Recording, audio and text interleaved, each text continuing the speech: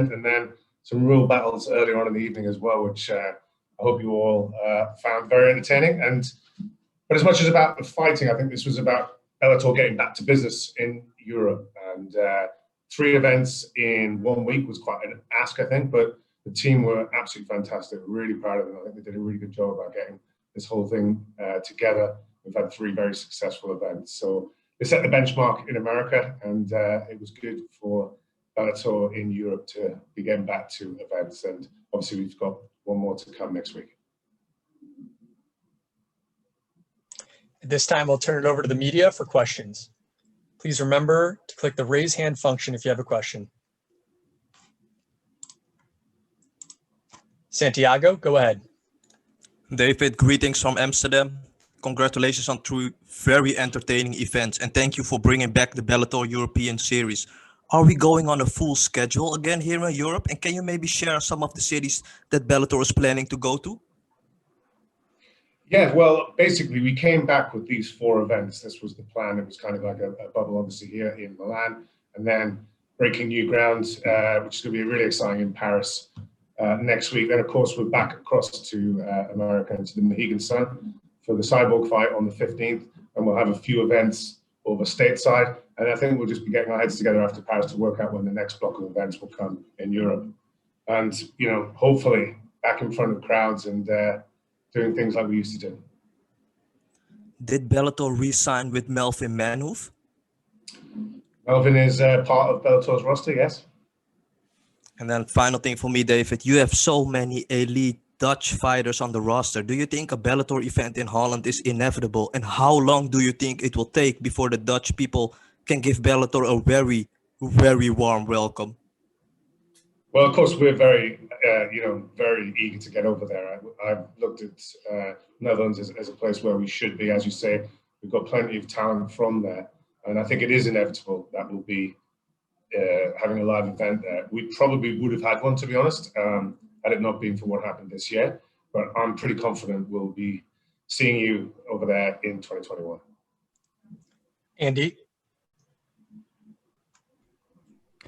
Hey, Dave. A very dominant performance from James Gallagher tonight.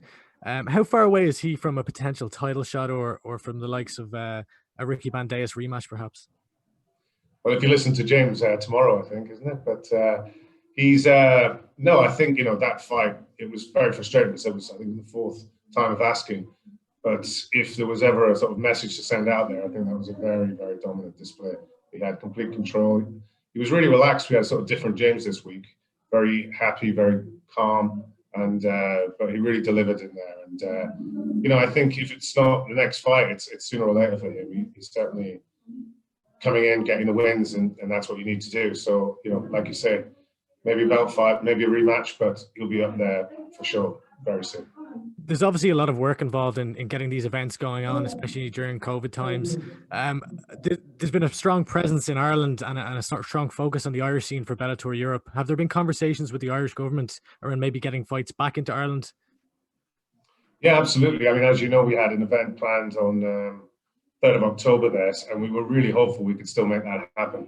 But I think, as you probably know, it's not just about the country you're in and the rules there. It's actually the flight rules and getting people in and out is presented as much of a problem as the actual rules in the country. So, yeah, I mean, I think, Ireland's done a very good job with this pandemic and, in terms of numbers. But we'll just have to see. I think, as always, we plan to be in Dublin. I'd love to be back there next year, probably with a crowd. But I think, as you saw tonight, it was almost Dublin in Milan, certainly for the top half of the card there. So hopefully we'll be back very soon. And last one from me, Brian Moore put on an incredible comeback performance last night. There was a lot of talk, obviously there were things changing with the Paul Daly fight falling out, about maybe Brian being that main event. What was the decision-making process like for deciding on the replacement main event? Yeah, well, it's never easy, to be honest. We didn't, we don't plan for the main event to go away, certainly right on the last, day before. And we just took a look at the card, and I think, I don't think it was anything against Brian, and he's the fight. It was absolutely extraordinary here in the arena, I'm sure, watching it back at home. But he's just such a strong heart, and it was a great fight. But we took the decision to put Denise at the top of the card with Kate, and I think that was a good decision as well. I mean, that was a great fight. I mean, Denise took care of Kate in 40-odd seconds, and Kate had gone 5 rounds in a championship fight. It was a legitimate main card as well. So, I think it could have gone either way. That was the decision we took on the day. All right, we'll take a couple more. Jake Smith. Hi, Dave. I hope you've been well the last few months. Just 3 from me, please. Sort of 3 shows in 7 days is a really big undertaking. How do you assess the way that them shows have played out so far for you? So could you repeat one more time? I lost you there at the end. Sorry, yeah. So obviously 3 shows across the space of a week is no small undertaking. How do you assess them 3 shows? How would I rate them, did you say? Sorry. Yes, yeah. Yeah, I thought they were fantastic. I mean, really, really good. We had great fights. I mean, looking back, and it was really exciting, and knowing you had another event coming up within days. So the event a couple of nights ago on Thursday was absolutely unbelievable. The main card was great. I think we had nearly every fight bar 2 with a finish. Tonight was some great fights. Sinead great in the prelims, and it was I rate them really highly. I think they all were very good and all the more impressive given the circumstances. Next week, of course, Bellator moved to Paris. A huge card in the making there. Why was it so important for Bellator to be one of the first promotion in France to put on a major show? Well, I think it's a statement of intent from Bellator, and it was important. We see that as a great market for us. It's been a long time coming. We've been prepared to get there as soon as we were allowed to, and we've gone through all the hurdles to be allowed to put an event on in the country. It would have been great to do it in front of a packed stadium. We still will have a crowd there, which is fantastic, albeit just 1,000 at the moment. But it was just an important milestone, I think, to break new ground, and it's even better to be the first promotion in the country. Of course, now as well, you're bringing Brett Johns into that bantamweight division, which is already extremely stacked. This was announced yesterday. I mean, what's the plans for Brett? Are we going to go in on the European level, or will it be the American shows we'll be seeing him on? I think everyone was really pleased with that news. Actually, we got a really good reaction to that, and there's a lot of expectation around him. I think if you look at the way we've handled fighters, there's not a real separation. I mean, sometimes, especially nowadays, geography plays some part in where they fight, but I think with him, you'll see him like all the elite fighters we have over on this side of the pond. They'll be fighting on big European events, but also have the ability to go over to the States and fight against the best over there. But really looking forward to him on the roster. Donna, go ahead. David, just 3 for me as well. The first thing I wanted to ask, first off, I've missed you, by the way. We haven't heard very much from you. But the first one I did want to ask was, obviously, the card was supposed to be in Dublin. You would have made, probably give or in around 1.5, 2.5 million euro on the gate. You've missed out on that. What exactly qualifies as a success for you guys in the current climate? Well, there's different revenue streams, as you'd imagine, from in this world, but it's hard. It's hard for everybody, and I think a success for me was getting back to business first of all. I think it was important to get the fighters busy as well, and we wanted to do that as soon as we can. And as you've seen how big these events were in terms of the number of fights, we try to get through all of our roster over here in Europe and get the guys back out there. Of course, we'll lose the gate revenue, which isn't great, but we've got a very big TV presence globally, and it's as important to keep those licensing deals in place and give remind the viewers of Bellator. And so in this climate, that's the best we can hope for, and I was really pleased with the events as they've gone over the last week. You had London and Dublin booked when all of this started.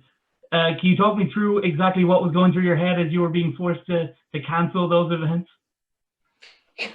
I mean, well, I just chaos like everybody else. I think we looked at the May event in London, and it became pretty clear very quickly by probably about middle of March, April, that we would have to postpone that event. And then we were looking at events, and I was starting to think, well, Dublin might actually be the first event back for us. And then it got to the summer, and we realized that wouldn't even happen. So it's just been dealing with each problem as it came along, which I'm sure is the same for everybody in the world at the moment. It wouldn't be me if I didn't ask about Maura Higgins. No, I'm joking. So my third question. Are you contracted to do that? No, my third question is with regards to this potential crossover fight we've been hearing about. Potentially, Chris Cyborg might, after she defends her title, head over to boxing and take on Ireland's Katie Taylor. If that were to happen, would you be pushing to maybe get that fight in Europe? You know, I would imagine by the time it does happen, it would be at a point in the world where crowds, at least in a small degree, could come back. Would you want to have that fight maybe in Ireland or somewhere in Europe? Well, I'm always championing fights over here, and certainly that fight will be well received.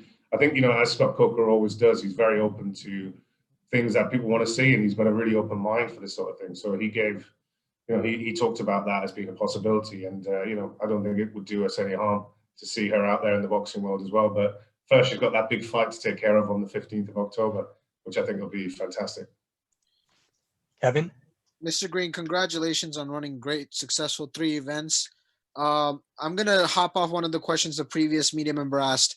You know, with the signing of Brett Jones and the current Bellator Welsh roster, do you see it in the distinct future you holding a Bellator Wales show?